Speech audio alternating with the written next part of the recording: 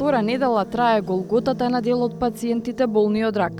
Снема од лековите кои за нив живот значат.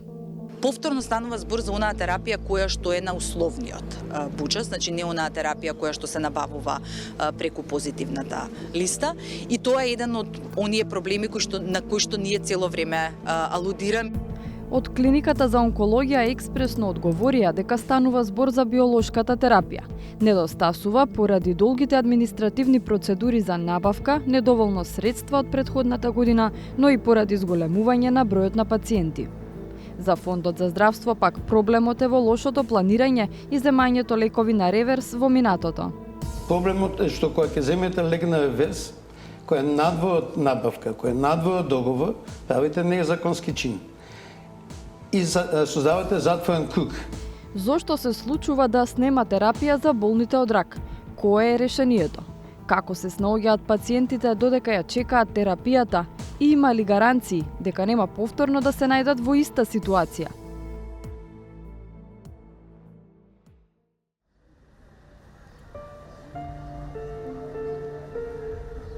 Вообичаени гужви на клиниката за онкологија и радиотерапија во Скопје. Се чека, но се завршува работа, велат дел од пациентите што ги затикнавме таму. На поголемиот дел од нив, важно им е што нивната терапија ја има и можат редовно да ја примаат. А освен лековите, важно е да се задржи и позитивниот дух. Има. Она ше прима, она ја има терапијата. А околу ситуацијава со недостаток на терапија? Не. Тоа не може да кажеме ние.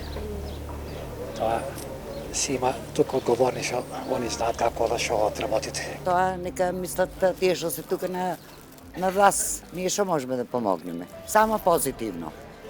Тука колку и да идеме и што и да ни дават, ако не си позитивен, ако сам не си даваш, ништо нема срце. Имаше лани лето, 2 години, 2 сестри само, пуни кревете, капацитет, трчат, работат, на сите ги стават игли, после дават инфузија, кој сака нека говори лошо. Така, ако нема лекови, да речем, во каква Ако ситуација? нема лекове, тоа нема лекове, оти што ние не даваме пари за лекове, а не оти доктору не дава лекови. Сите овие пациенти беа или на контроли или примаа хемотерапија која не е дефицитарна. Но меѓу нив наидовме и на пациенти што примаат биолошка терапија. Станува збор за посебна група лекови кои со значителен успех напаѓаат само одреден тип карциноми, и тоа во зависност од пациентот. Сега прв пат не добива. Мислам, терминот за денеска ние нема.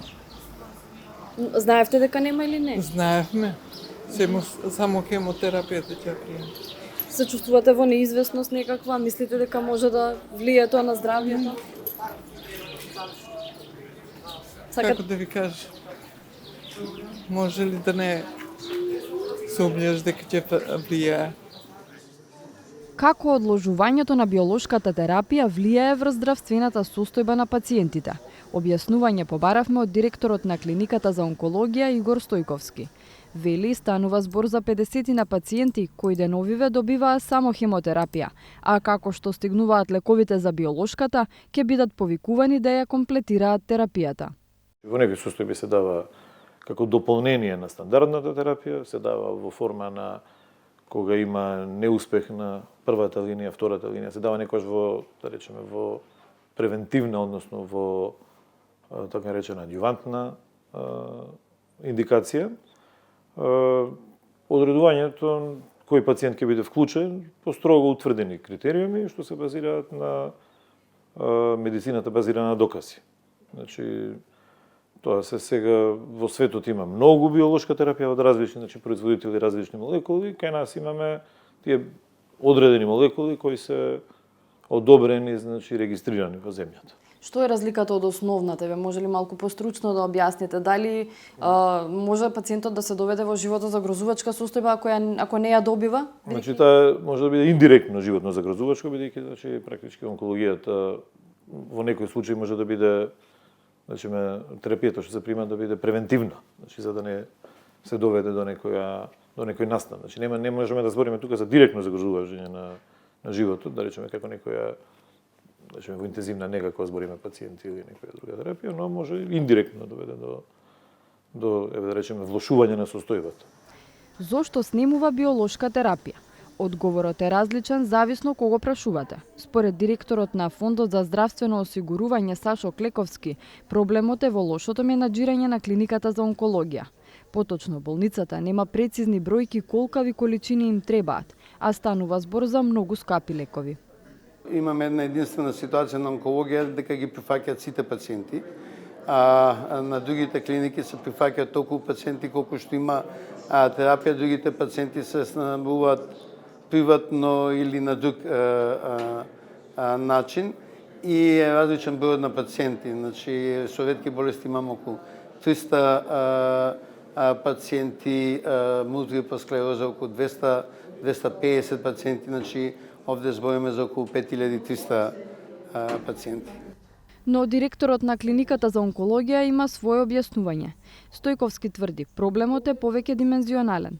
Според него и сега и предходно се појавува недостаток затоа што тешко се предвидува колку нови пациенти може да се дијагностицираат со рак, а на кои биолошката терапија ќе им го продолжи животот.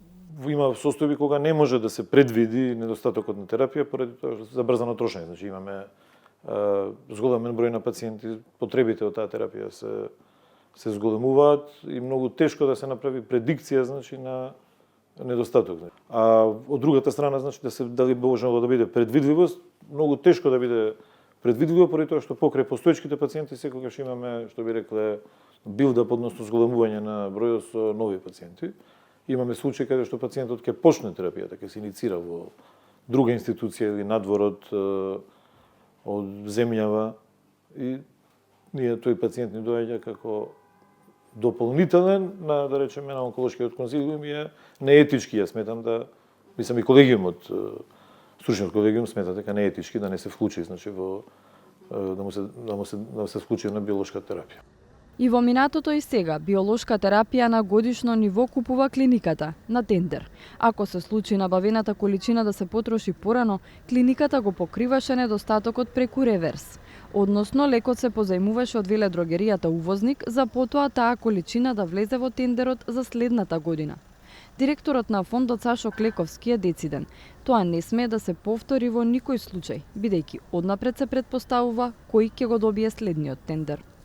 Во основа треба подобрување на целиот процес на планирање, од регистар на пациенти, нивно следење, планирање на потребните количини, до преминување можеби на повеќе годишни планирања.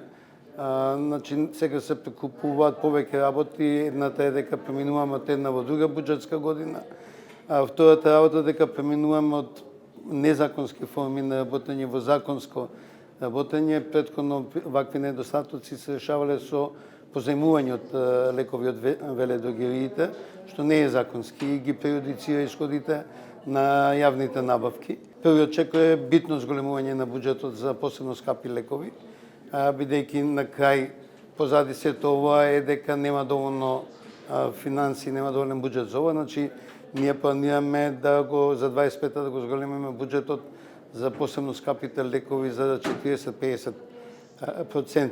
Меѓутоа и тоа ќе биде недоволно ако не се решат и овие другите работи. Значи мора да се постапува во повеќе подрачја.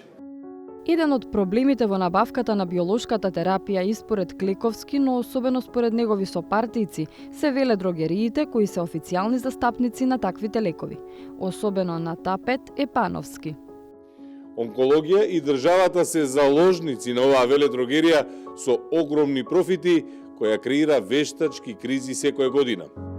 Компанијата возврати дека не се политичка партија, туку компанија во која има и швајцарски и капитал од ЕУ.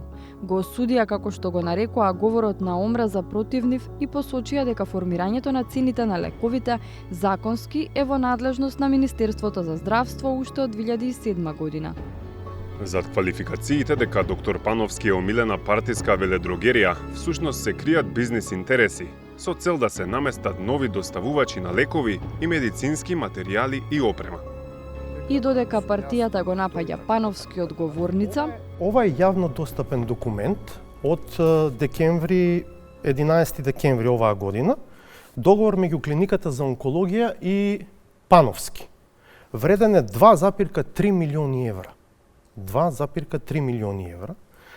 И тоа е токму за лекови за биолошка терапија, такви какви што наводно сега нема, дел од нив, нели, ги нема на клиниката за онкологија. И сега, кога зборувате за омилена веледрогерија, Пановски, ја слушавме денови од партиската говорница беше посочувана, нели?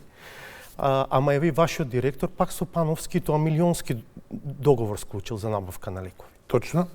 И предпоставувам и во иднина ќе има такви договори. Зошто? Затоа што таа веледрогерија соработува со светска компанија која што е производител на дел од тие лекови кои што се аплицираат на пациентите. И природно е во иднина исто таа веледрогерија се додека соработува со таа светска компанија, сега да не го именувам, да не го кажувам името која е, инаку станува збор за една од врвните 5 компании во светот, кога ќе има јавни набавки, предпоставувам ќе се јавува и ќе добива. Но разликата е што сега повеќе нема реверсија. Разликата е што сега има контрола јасна на вијалите кои се аплицираат, каде се аплицираат, колку се аплицираат и на кои пациенти.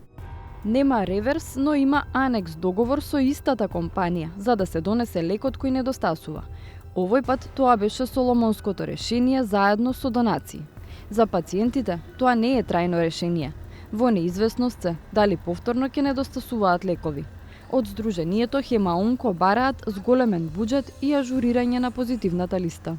Ние како пациенти сметаме дека доколку дел од тие лекови се стават на позитивната листа, ќе се поедностави на пациентите во случај како овој да можете вие да си ја набавите таа терапија и потоа да ја рефундирате. Доколку онкологија обезбеди терапија и нели ние немаме потреба да ја набавуваме таа терапија, и тоа е решение, меѓутоа позитивната листа сепак сметаме дека префрлањето на одредена терапија на позитивната листа ќе отвори па еден пат за понатаму да на овие условни буџети донесеме уште посовремена терапија со текот на времето, бидејќи медицината оди напред и од година во година има се подобри и подобри лекови кои што се надеваме дека во скоро време ќе ги имаме достапни во Македонија.